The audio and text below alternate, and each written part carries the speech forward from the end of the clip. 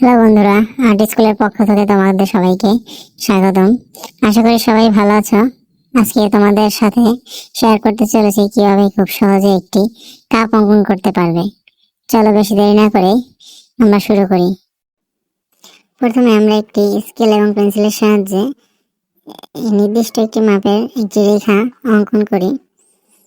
এর পরবর্তীতে এই রেখার নিচে আরেকটি এর তুলনায় ছোট্ট একটু রেখা অঙ্কন করব। দেখতেই পাচ্ছ ওইটার থেকে একটু ছোট দিয়েছি। এখন নিচে নিচে ওইটার থেকে আরো একটু ছোট দিব, ঠিক আছে? ওইখানে যে এইটুকু দিয়েছি ওইটুকু থেকে আর একটু ছোট দিয়েছি। এর পরবর্তীতে আমরা তার নিচে আর একটু বড় রেখা অঙ্কন করলাম। এবার নিচে দুইটি রেখার দুই প্রান্ত আমরা দাগ দিয়ে মিলিয়ে দিলাম।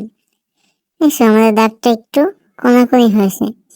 এবার এখান থেকে সরাসরি সোজা উপরে নিয়ে দাগের সাথে মিলিয়ে দিলাম। প্রথম যে রেখাটা অঙ্কন করছিলাম ওই রেখার সাথে নিচে রেখা দিয়ে মিলিয়ে দিলাম। এর পরবর্তীতে আমরা অপর পাশেও একইভাবে দাগ টেনে নেব। এখন আমরা এই পাশে দাগটা সোজাসুজি টেনে নিব। টেনে এই পাশের যে রেখাটা এনেছিলাম তার সাথে মিলিয়ে দিলাম। দেখেছ? এই পাশটাও আমরা দাগটা মিলিয়ে দিলাম। এরপরে আমরা উপরে একটু ডিম্বাকৃতির এই প্রান্ত থেকে অপর প্রান্তে একটা বৃত্তাকার মতো শেপ তৈরি করে নিব। এরপরে আমরা কাপের জন্য আংটা দিতে হবে বা হাতল যেটাই বলি না কেন, এইভাবে আমরা হাতলটা এঁকে নিলাম।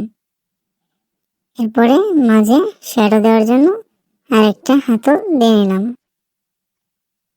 দেখো, এইভাবে সোজা মিলিয়ে দিলাম।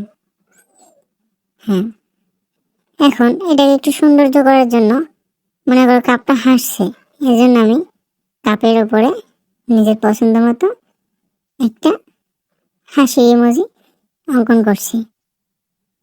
একটা চোখ দিলাম। একটা চোখ দিলাম। এরপর চোখটা একটু করে নিচ্ছি, তোমার পেন্সিলটা ভরাট করে নিচ্ছি চারপাশটা। এর পরবর্তীতে নিচে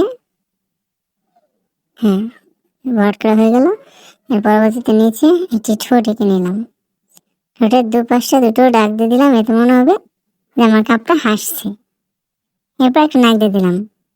দেখো তো সুন্দর হয়েছে না?